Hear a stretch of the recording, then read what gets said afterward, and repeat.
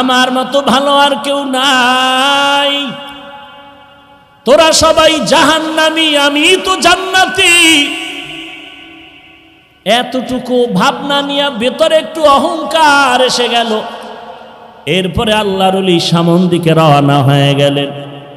শিবলি রহমাতুল্লাহ আলাইহি তার মুরিদ সাথে, জুনায়েদ বাগদাদির সাথে হাজারো মুরিদ। কিছু দূর গিয়া তাকায় দেখতেছেন খ্রিস্টান এলাকার মহিলা সুন্দরী মেয়েরা পানির কূপের থেকে কলসি ভরে ভরে পানি নিয়ে যায়। 30,000 হাদিসের হাফেজ আবু আব্দুল্লাহ সুন্দরী মেয়ের দিয়ে নজর করে এক নজরে তাকাইলেন। জুনায়েদ বাগদাদি বলেন, শায়েখ চলেন। নজর ওদিকে রাখিয়া হাতের ইশারায় বলে, যাও যাও, আমি যাব না, ওই খ্রিস্টান মেয়েকে বিবাহ না করে যাব না। কান্নার রোল পড়ে গেল, মাটি পর্যন্ত নরম হয়ে গেল, কিন্তু আবু আব্দুল্লাহর দিলটা আর নরম হলো না। কান্না করে শিবলি রহমাতুল্লাহ আলাইহি বলেন, আমাদের কাফেলা ইরাকে রওনা হয়ে গেলাম। এদিকে ঘটনা কি ঘটে যায়, আবু আব্দুল্লাহ একটানে খ্রিস্টান মেয়েটার বাড়ি গিয়া খ্রিস্টান মেয়ের বাবারে বলে, ও খ্রিস্টান মেয়ের বাবা, তোমার মেয়েটাকে আমার কাছে বিবাহ দিতে হবে। খ্রিস্টান ডাক দিয়া কয়, রে টুপিওয়ালা, আমার মেয়েকে যদি বিবাহ করতে চাও 2টা শর্ত তোমার মানতে হবে।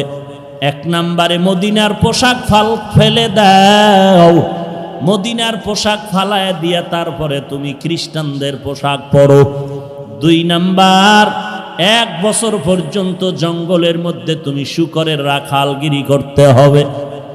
আবু আব্দুল্লাহ 30,000 হাদিসের হাফেজ বলে, দোনোটা শর্ত আমি মেনে নিলাম।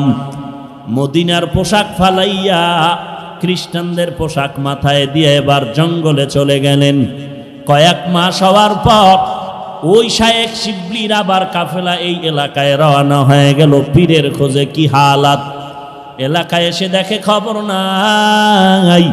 খোঁজ খোঁজ করে দেখতেছে জঙ্গলের মধ্যে একটা লাঠির উপরে দাঁড়ানো, মাথায় ক্যাপ লাগানো, মদিনার পাগড়িও নাই। শিবলি রহমাতুল্লাহ আলাইহি গিয়া পা জড়ায় কান্না শুরু করলেন। এমন কান্না বলে চলে, ইরাকের মধ্যে হাজার হাজার মুরিদানরা কান্না করে আপনাকে দেখার জন্য। আবু আব্দুল্লাহর দিলটা নরম হয় না, সবার কান্নায় পাতার পানি ঝরে, শূকরের চোখেও পানি জমা হয়ে গেল। এইবারও তারা নিরুপায় কান্না করে আবার ইরাকের পথে রওয়ানা। কিছু দূর যাইতেছে, শায়েখ শিবলি বলেন, আমরা হাঁটতেছি ইরাকের পথে, হঠাৎ করে তাকায় দেখি কিছু দূর থেকে একটা পানির কূপ থেকে আমাদের শায়েখ আবু আব্দুল্লাহ উলঙ্গ গোসল করে উঠে আর কালেমায় শাহাদাত পরে আর বলে, আমাকে কাপড় দিয়ে আবৃত করে নাও। আমরা কাপড় দিয়ে আবৃত করলাম, ইরাকের খানেকায় তাকে নিয়ে গেলাম। খ্রিস্টান মেয়েকে বিবাহ করা হলো না।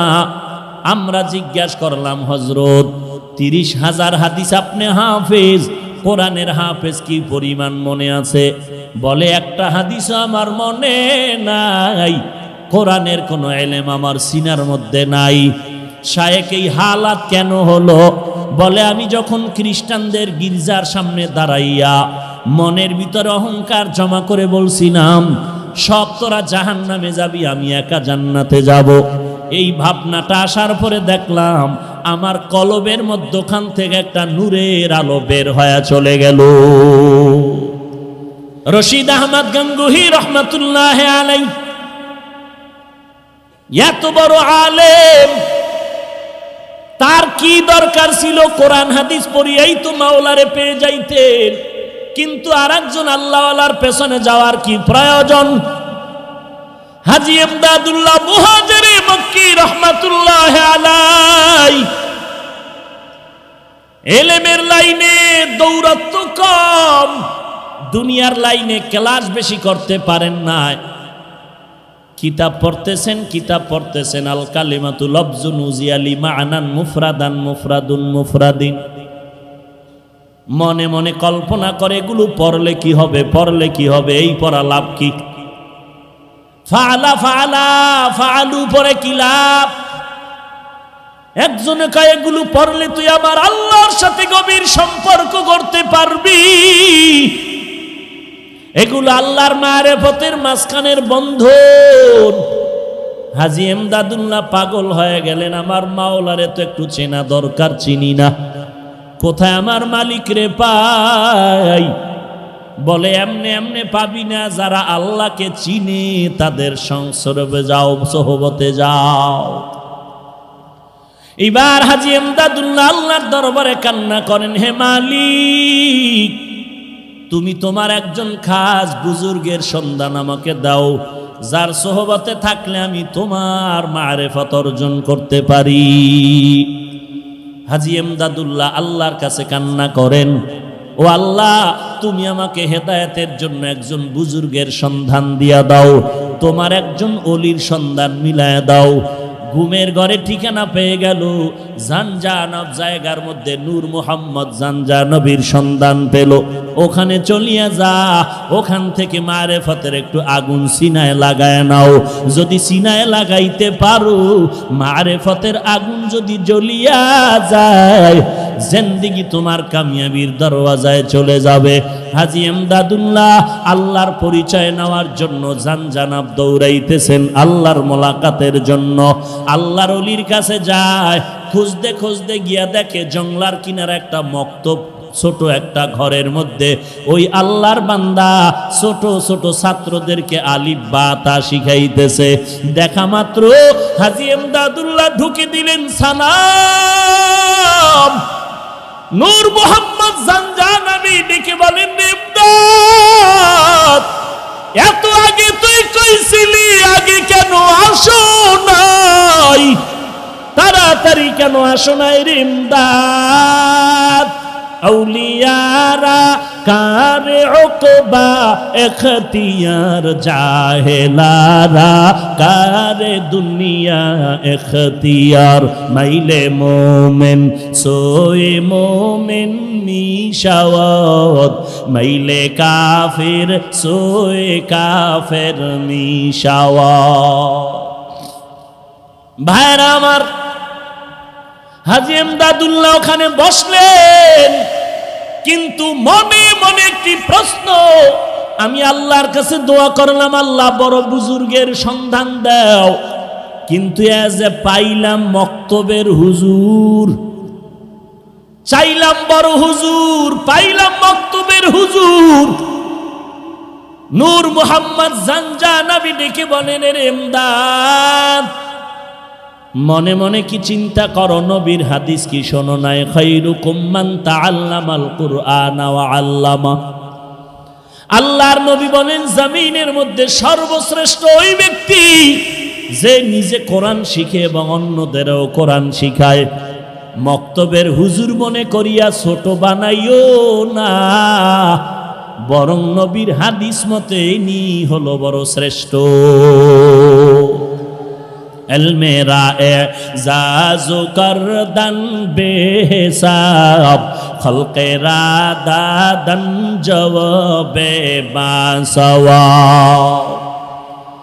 এবার এমদাদুল্লাহ বসে আছেন, কিছুদিন ওখানে রাখলেন আর বললেন, যাও নিজের এলাকায় গিয়া তোমার ক্লাসের পড়া শেষ পর্যন্ত শেষ করো, তারপরে আসো। হাজী এমদাদুল্লাহ এবার আল্লাহর ওলির পরামর্শ নিয়ে আবার বাড়িতে চলে আসলেন। আসার পরে বাকি কিতাবাদিগুলো ক্লাস ওরই শেষ করবেন। কিন্তু ভাগ্যের নির্মম পরিহাস, ক্লাসের মধ্যে ঢুকেন, ক্লাসে ঢুকার পর যে কোনো কিতাব উল্টাইতেছে, দেখে একটা পৃষ্ঠার মধ্যে কালো কোনো অক্ষর নাই, সব পৃষ্ঠা সাদা। এইটা বাদ দিয়ে আর এক কিতাব খুলে, এটা বাদ দিয়ে আর একটা কিতাব খুলে দেখে এটায় কোনো লেখা নাই, এগুলো সাদা। এইভাবে করতে করতে দেখে একটা সবকও নাই, লেখা নাই, সব সাদা সাদা সাদা। আবার চলে গেলেন শায়েখের দরবারে, ডাক দিয়া বলেন, নূর মুহাম্মদ ইমদাদ, আবার আসলি কেন? লেখাপড়া কি শেষ হয়ে গেল? বলে না না। বলে শেষ করো নাই কেন? বলে আমি যত পড়ার জন্য চেষ্টা করি, যত পৃষ্ঠা উল্টাইতেছিলাম দেখি সাদা, কোনো লেখা দেখা যায় না। নূর মোহাম্মদ জানজানবী ডেকে বলে, বাবা আর লাগবে না, দিলের তামান্না তোমার এমন হয়ে গেল, সোহবতে থাকতে থাকো, আল্লাহ যদি কবুল করে যেই লেখাপড়া করে তুমি এলেম পৃষ্ঠা থেকে অর্জন করবা, আমার আল্লাহ যদি খুশি হয় ওই এলেম তোমাকে এক মুহূর্তে সিনায় জমা করে দিবেন। या इलाही मुझसे मुझको दूर कर, ताके देखो मुझ में तुझको एक नजर। या इलाही तू मेरा माबूद है, या इलाही तू मेरा माशूक है, या इलाही तू मेरा तारो है, या इलाही तू मेरा गफ्फारो है। एरे नबीर उम्मते हाजी इमदादुल्लाह मुहाजिर मक्की আল্লাহর ওলির নেক নজরে কি পরিমাণ দামি হয়ে গেলেন, কেমন মারেফতের আগুন তার সিনায় লেগে গেল, কেমন আল্লাহর গোলাম, আল্লাহ তাআলা কেমন দামি করে ফেললেন। আল্লাহর ওলির নেক নজর যখন লেগে গেল, বান্দার সিনার মধ্যে পরিবর্তন শুরু হয়ে গেল। আমি প্রায় সময় উদাহরণ দিয়া বলি, একটা শিশু বাচ্চা আমার কাছে নিয়ে এসে বলে একটু ফু দিয়া দেন, দম করেন, অসুস্থ।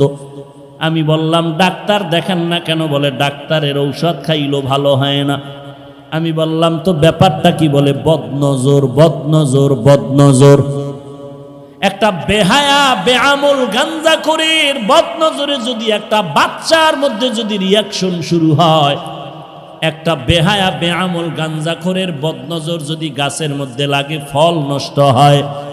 একজন খাঁটি আল্লাহওয়ালা, তাহাজ্জুদওয়ালা, কোরআনওয়ালা, কান্নাওয়ালা যদি একটা মানুষের মধ্যে নেক নজর দেয়, কেন তার মধ্যে অ্যাকশন হবে না?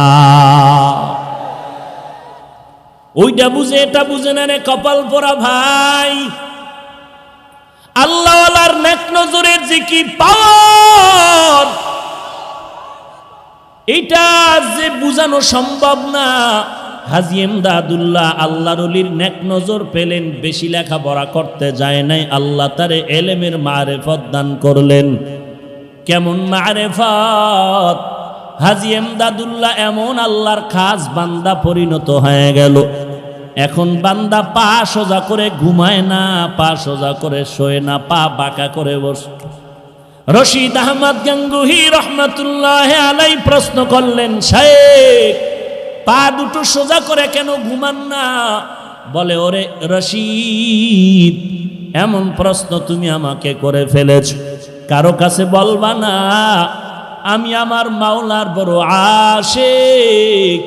আমি পাওটা খোলার জন্য যেদিকেই পা বাড়াই, ডানে বলো বামে বলো সামনে পেছনে, আমি ইমদাদুল্লাহ সেদিকে আমার মাওলার নূরের তাজাল্লি দেখতে পাই। আমি আল্লাহ তাআলার নূরের তাজাল্লি দেখতে পাই। এই বয়ানটা করা সহজ, বুঝানো সম্ভব না, বুঝাও বড় সম্ভব না। ওই হাজী ইমদাদুল্লাহর সিনার থেকে মারেফতের আগুন লেগেছে রশিদ আহমদের সিনায়, আর ওই রশিদ আহমদের সিনার থেকে মারেফতের আগুন লেগেছে উজানির কারি ইব্রাহিমের সিনায়, আর ওই উজানির কারি ইব্রাহিমের সিনার থেকে মারেফতের আগুন লেগেছে চরমনার সৈয়দ ইসহাকের সিনায়। এরে নবীর উম্মতের দল, কাসেম নানতবীর সিনায় মারেফতের আগুন লেগেছে। ওরে নবীর উম্মতের দল, যে কারণে মারেফতের আগুন যদি একবার কারো সিনায় লেগে যায়, ঠান্ডা বসে থাকতে পারে না রে বাবা। কারণ মুরগির বাচ্চাগুলো খানা চায়, পাগলের মতো মায়ের কিনারায় ঘুরে, খানা পাইলে আত্মহারা হয়ে যায়। যেই বান্দা আমার মাওলার পাগল, যেই বান্দা আমার মাওলার মারিফতের পাগল, ওই বান্দা যখন মাওলার কোনো আওয়াজ পায় সহ্য করে নিতে পারে না। ইয়া ইলাহি মুঝসে মুঝকো দূর কর, তাকে দেখো মুঝ में तुझको एक नजर। या इलाही तू मेरा माबूद है, या इलाही तू मेरा माशूक है। এরে নবীর উম্মতের দল, দুনিয়াতে যাদেরকে দেখো সবাই কিন্তু পাগল। দাবি করি আমি বড় বুদ্ধিজীবী। আল্লাহর ওলি শামসুল হক ফরিদপুরি রহমাতুল্লাহ আলাইহি বলেন, দুনিয়ার সবাই পাগলের দল। কেউ টাকার পাগল, কেউ ক্ষমতার পাগল, কেউ বাড়ির পাগল, কেউ গাড়ির পাগল, কেউ নারীর পাগল। যে যেই জিনিসের পাগল ওই জিনিসের জিকির করে হাঁটতে চলতে উঠতে বসতে। আর এই জমিনে আর এক দল পাগল দেখবা, এরা টাকার পাগল না, বাড়ির পাগল না, গাড়ির পাগল না। এই বান্দাগুলো পাগল হলো আমার আল্লাহ তাআলার পাগল। এই বান্দা টাকা চায় না, বাড়ি চায় না, গাড়ি চায় না, নারী চায় না। এই বান্দা সব সময় হাঁটতে চলতে উঠতে বসতে তালাশ করে আমার মালিক কোথায়, আমার আল্লাহকে পাওয়া যায়। ওরে টাকার পাগল সব দিকে ঘুরে আর টাকা খুঁজে। যেই বান্দা বাড়ির পাগল, কেমনে বাড়ি করবে সেই ধান্দায় খুঁজে। যেই বান্দা নারীর পাগল, ও হাঁটতে চলতে নারী খুঁজে। আর যারা আমার মাওলার পাগল, ওই বান্দা খানার মধ্যে বসিয়াও তালাশ করে আমার মালিক। ওই বান্দা ঘুমের মধ্যে গেল তালাশ করে আমার মালিক। ওই বান্দা বাজারে গেল তালাশ করে আমার মালিক। আমার মালিকের আমি কোথায় পাই? ও দয়ার মালিক। এই ক্যামেরা, এই সরা সরা, এই ক্যামেরা ঘুরা ঘুরা।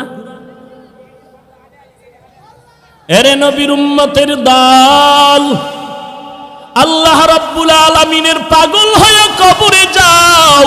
সবাই পাগল, সবাই পাগল। কেউ টাকার পাগল, বাড়ির পাগল, গাড়ির পাগল। ওরে মাদকদের মুসলমান, পায়ে হাত রেখে বলে যাই, টাকার পাগল হইও না, বাড়ির পাগল হইও না, গাড়ির পাগল হইও না। আল্লাহর কাছে চোখের পানি ছেড়ে কাঁদো আর বলো, রে মালিক তোমার পাগল বানাইয়া দাও।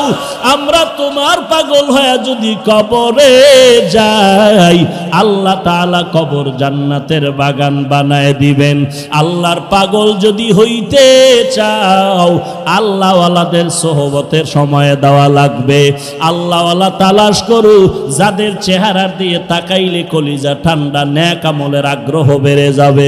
খবরদার আল্লাহওয়ালা খুঁজতে গিয়া ভণ্ডের কিনারায় যেও না, সাবধান। এই জমিনে আল্লাহওয়ালা নামের ভণ্ডের অভাব নাই। আমার নবী দিনের দাওয়াত দিতে গিয়া খানা নাই, ঘুম নাই, পেটে পাথর। আর এই জমিনে এমন আল্লাহওয়ালা খানকায় বসে আছে। 30 বছর খানকায় দৌড়াইলি, তোমার পীর সাহেব এলাকায় এসে কালেমার কথা বলে না। আমার মনে হয় তোমার পীর হয়তো নারী, না হয় হিজরা।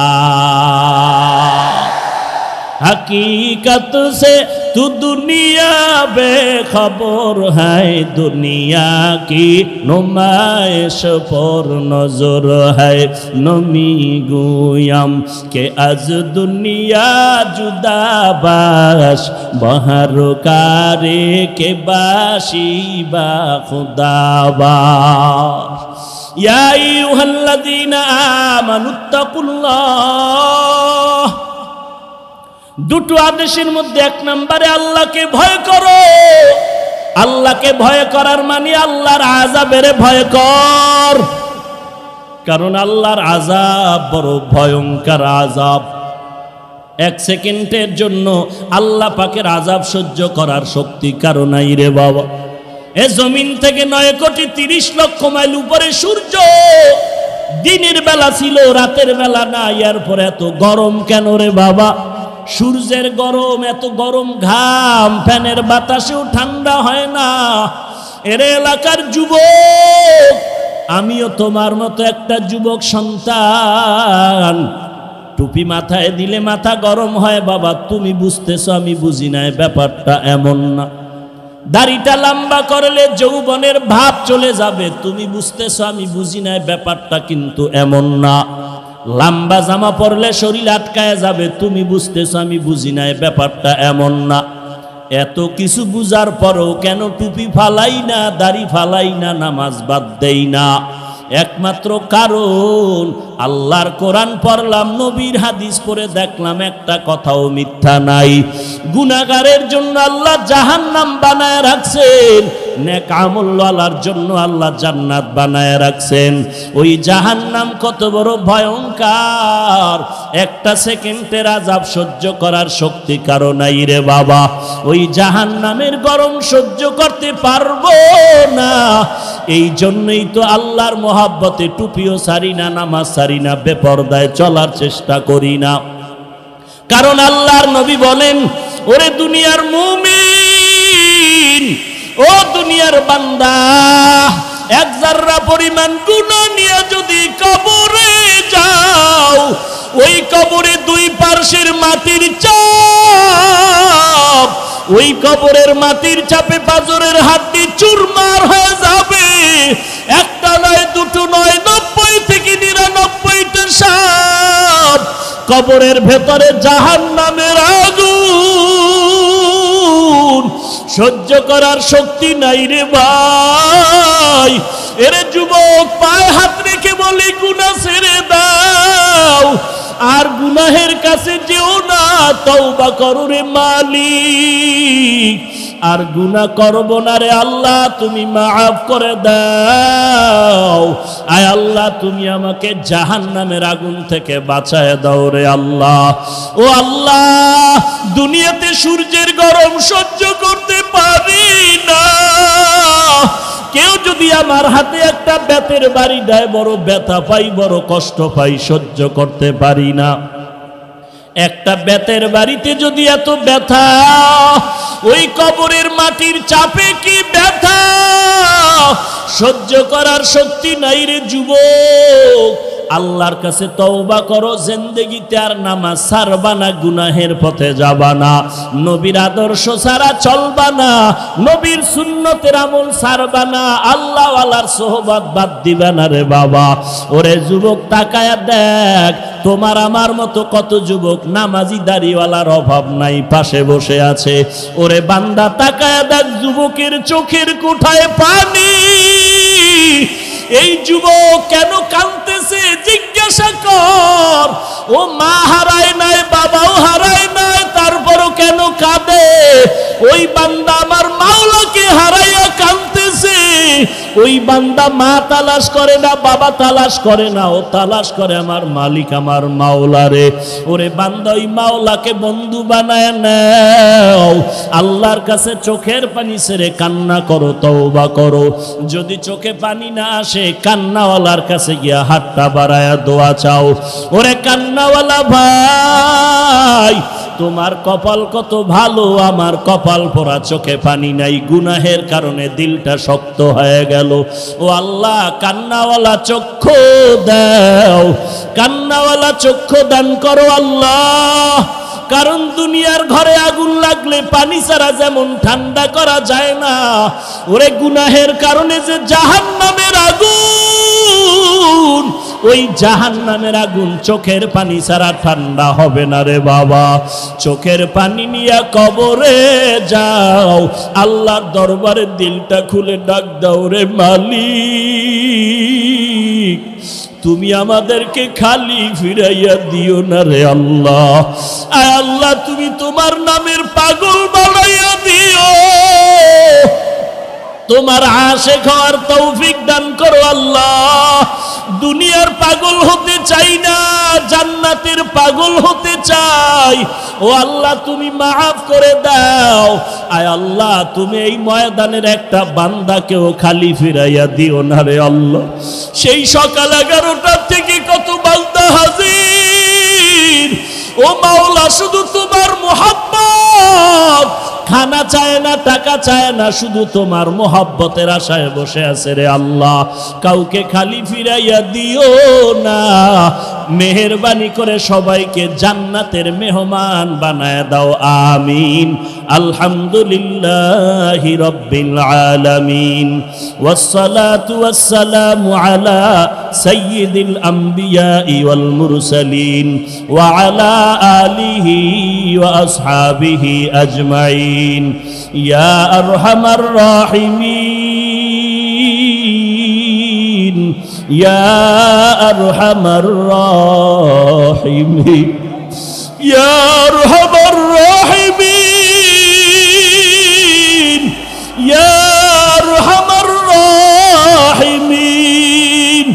আয় আল্লাহ মাধবদীর জমিনে তাকায় দেখেন কত উলামায়ে কেরামরা হাজির, কত সাদা দাড়িওয়ালা হাজী সাহেবরা হাজির, কত ব্যবসায়ী, কত চাকরিজীবীরা হাজির। আয় আল্লাহ কত যুবক। আলহামদুলিল্লাহি রাব্বিল আলামিন, আর রহমানির রহিম, মালিকি ইয়াউমিদ্দিন।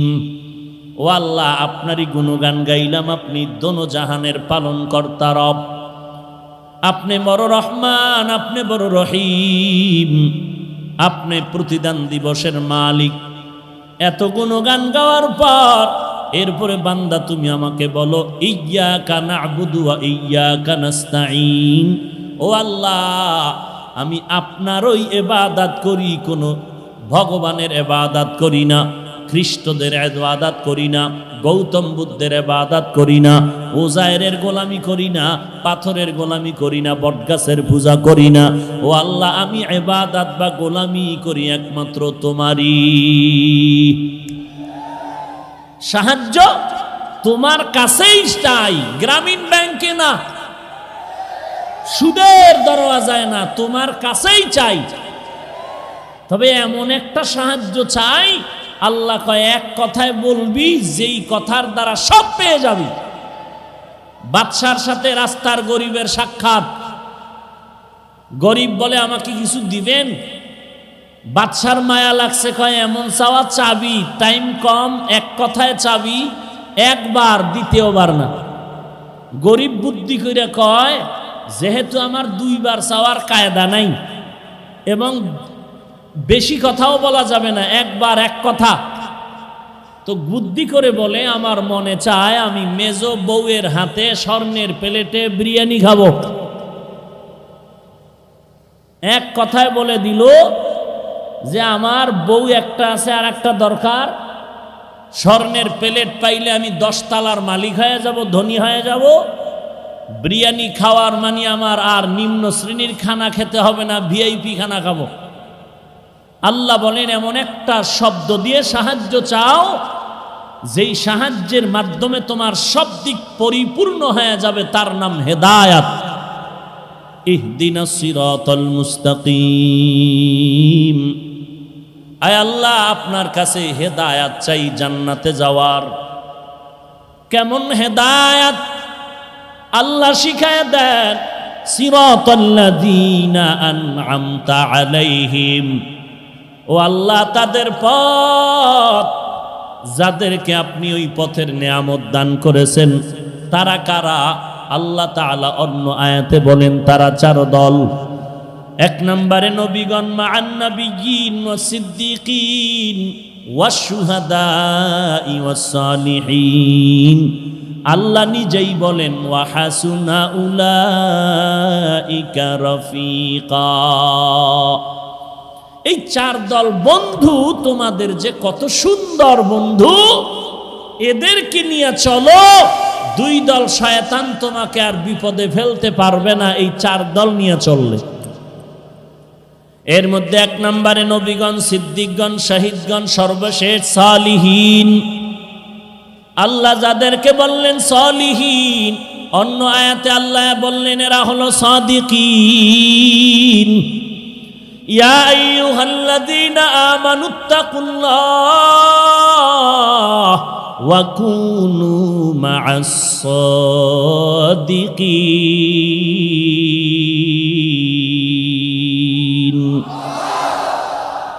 আল্লাহ তাআলা বলেন সাদিকিনদের সঙ্গী হয়ে যাও, আর আমি আল্লাহকে ভয় করো হে মুমিন।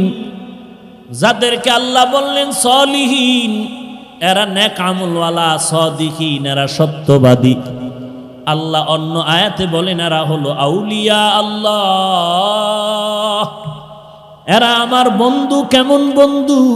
আমি আল্লাহ এদেরকে আশ্বাস বাণী দিলাম, লা খাউফুন আলাইহিম ওয়ালা হুম ইয়াহজানুন আল্লাযীনা আমানু ওয়া কানু ইয়াত্তাকুন। আউলিয়া বহু বচন, তার এক বচন ওলি। আল্লাহর ওলি মানে আল্লাহর বন্ধু, এরাই হলো উলামা। প্রত্যেকটার সাথে তাকওয়ার সূত্র লাগানো আছে। ইন্না আকরামাকুম ইনদাল্লাহি আতকাকুম। উলামা কে? যার মধ্যে আছে তাকওয়া। সাদিকিন কে? যার সাথে সংযুক্ত তাকওয়া। আউলিয়া আল্লাহ কারা? এক নম্বরে তাদের ঈমানটা পরিশুদ্ধ, দুই নম্বরে তাদের মধ্যে আছে তাকওয়া। এদেরকে বন্ধু বানায় চলো। আলহামদুলিল্লাহ সূরার থেকে আমরা শিক্ষা পাইলাম, একা একা চলা যাবে না। জান্নাতের পথে চলতে হলে তোমরা চার দল বন্ধুরে সঙ্গী বানায় চলো। সর্বশেষ যেই তোমাদের বন্ধু তারা হলো সাদিকিন, সালিহিন, উলামা। কিয়ামত পর্যন্ত নতুন করে নবুয়াত পানেওয়ালা নবী আসবে না, আবু বকর আসবে না, ওমর আসবে না, উসমান আলী আসবে না, কোনো সাহাবা আসবে না। কিয়ামত পর্যন্ত থাকবে একমাত্র উলামা। ওই উলামাদের সঙ্গী হয়ে থাক। ওই উলামা কারা? যাদের মধ্যে আল্লাহর ভয় বেশি থাকবে, গুনাহ করবে না। এদের মধ্যে থাকবে ইলমে নবুওয়াত, এদের মধ্যে কোরআন হাদিসের ইলম। এদের অনুসরণে চলো রে গোলাম। এরা আল্লাহর ভয় নিয়ে চলবে। আমি জান্নাতে যেতে চাই, আমি আল্লাহর গোলামি করব, আর কারো গোলামি করব না। আমি নবীর তরিকা মতে চলবো, আর কারো তরিকা মতে আমি চলবো না। এটাই আমার ফাইনাল কথা। কিন্তু আল্লাহর গোলামি কেমনে করব, নবীর তরিকা মতো কেমনে চলবো? আমি কোরআন জানি না, হাদিস জানি না, সুন্নাত চিনি না। একদল মানুষ মূর্খ, এখন তাদের কি উপায়? বলে এরা তাবলিগে যাও, তাবলিগে গিয়া নবীর সুন্নত শিখলো। চরমনাইওয়ালারা, উজানিওয়ালারা, দেওবন্দিওয়ালারা, কওমিওয়ালারা মানুষের দাঁড়ে দাঁড়ে দাঁড়ে দাঁড়ে গিয়া সুন্নতের বয়ান করে। টুপি মাথায় দাও, নামাজ পড়ো, দস্তারখানে খানা খাও, সালাম দাও, 5 ওয়াক্ত নামাজ পড়ো, কাউকে গালাগালি করবা না, কারো হক নষ্ট করবা না। কিয়ামতের ময়দানে আল্লাহ যদি জিজ্ঞাসা করে, নবী যদি জিজ্ঞাসা করে, উম্মত কোরআন পড়তে জানো না, হাদিসও পড়তে জানো নাই, আমি নবীর তরিকা কেমনে পাইলি, আমার আল্লাহর গোলামি কেমনে শিখলি? ওই বান্দা যদি কয়, আল্লাহ আমি কোরআন জানি না, হাদিস জানি নাই, চরমনাইর আল্লাহওয়ালাদের সোহবতে গিয়া নবী তোমারে চিনলাম, আল্লাহরে চিনলাম, আলেম ওলামাদের সোহবতে গিয়া নবীর সুন্নতের টুপি উঠাইলাম, দাড়ি উঠাইলাম। আল্লাহ তাআলা তখন বলবে, পয়গম্বর এই বান্দাকেও তো জান্নাতে দিতে হবে। এই বান্দা যাদের মাধ্যমে জান্নাতের পথে আসলো, এদেরকেও আজকে পুরস্কার দেওয়া দরকার। মাইলে মোমেন সোয়ে মোমেন মিশাওয়াত, মাইলে কাফের সোয়ে কাফের মিশাওয়াত। সোহবতে সালে তোরা সালে কুনাত, সোহবতে তালে তোরা তালে কুনাত। এক জমানা সোহবতে বা আউলিয়া বেহতার জুসদ সালে তাআত বেরিয়া। চরমনাইওয়ালারা, উজানিওয়ালারা, তাবলিগওয়ালারা এই মানুষগুলোকে টুপি উঠাইয়া দিয়া বড় একটা অন্যায় করেছে। হ্যাঁ, যেই মানুষটা টুপি চিনত না, টুপি দেখতে পারতো না, এখন টুপি মাথায় না রাখলে মনটা খারাপ। আগে নামাজ পড়তো না, এখন নামাজের আজান শুনলেই মসজিদে হাজির। যেই বান্দা গানটা তার আপন, এখন কোরআনের বয়ান তার আপন। যেই যুবক রাতের পর রাত মোবাইলে গান শুনে কাটায়, ওই বান্দা আলেম ওলামার বয়ান শুনে হকপন্থী আলেমের কাছে আসলো। হাটহাজারি গেল, চরমনাই গেল, বাহাদুরপুর গেল, আল্লাহওয়ালার বয়ান শুনিয়া বান্দা এখন 24 ঘন্টা দরুদ পড়ে, জিকির করে। ওই বান্দা নামাজ পড়ে, মোবাইলে বয়ান শুনে, গান শুনে না। ওরে নবীর উম্মতের দল, এই বান্দাগুলো চরমনাই বলো, আহলে হক ওলামায়ে দেওবন্দি বলো, তাবলিগ বলো, এদের কারণে যে ভালো রাস্তা আসলো, এটা কি তারা খারাপ অন্যায় করলো নাকি? তাহলে এত যদি বলো ভালো করেছে, তাবলিগওয়ালারা ভালো করলো, চরমনাই ভালো করলো, উজানি ভালো করলো, এরপরও যদি কেউ বলো চরমনাই ভালো না, উজানি ভালো না, তাবলিগ ভালো না, আমি বলবো বান্দা তুমি নিজেই ভালো না। हकीकत से तो दुनिया बेखबर है, दुनिया की नुमाइश पर नजर है। नमी गुयम के आज दुनिया जुदा बाश, बहर कारे के बाशी बा खुदा बाश। या अय्युहल्लज़ीना आमानुत्तकुल्लाह, एक नंबरे अल्लाह की भय करो, 2 नंबरे जबानेर हेफाजत करो हे मुमिन। এত বয়ান চলতেছে ময়দানের ভেতরে, সেই সকাল 11টার থেকে বয়ান চলে। এমন একটা দিন নাই বাংলাদেশের এক একটা থানার মধ্যে 2-1টা বয়ান চলে না। সেই রমজানের ঈদের পরের দিন থেকে মাহফিল শুরু হয়ে গেল। জোহরের পরে বয়ান, আসরের পরে বয়ান, মাগরিবের পরে বয়ান, ইশার পরে বয়ান। প্রত্যেকটা বয়ান স্টেজে 1-1.5 ঘন্টা এক একজন আলেম বয়ান করে। তাবলিগওয়ালাদের বয়ান, পীর মাশায়েখের বয়ান, জুমার দিনের খতিবের বয়ান। এত বয়ানের পরেও মানুষ কেন দিনের দিকে আগাইতে চায় না? কারণটা কি? কারণটা কি? এরে নবীর উম্মতের দল, কেন টুপি পরতে চায় না, দাড়ি রাখতে চায় না, পর্দা করতে চায় না? এর একমাত্র কারণ, আল্লাহর কসম করে বলি, যতদিন পর্যন্ত জাহান্নামের আযাবের ভয় বান্দার অন্তরে আসবে না, ততদিন পর্যন্ত বান্দা গুনাহ থেকে ফিরতে পারবে না। এটাও মনে রাখবেন, আল্লাহর কসম, যতদিন পর্যন্ত আল্লাহর ভয় অন্তরে আসবে না, ততদিন পর্যন্ত বান্দা গুনাহ ছাড়তে পারবে না। আর ততদিন পর্যন্ত বান্দার অন্তরে আল্লাহর ভয় জমা করতে পারবে না, যতদিন পর্যন্ত খাঁটি আল্লাহওয়ালার সোহবতে যাবে না। আপনারা ঠিক বললেও ঠিক, না বললেও ঠিক। কেমনে? 2 মিনিটে একটা ঘটনা টান দিতেছি। এত বড় আল্লামা, এত বড় ডাক্তার, এত বড় ডক্টর, সে কি ভুল করতে পারে? এই যে এক মাস্তানি ভাব, এই ভাবের পরিণাম ফল কত খারাপ।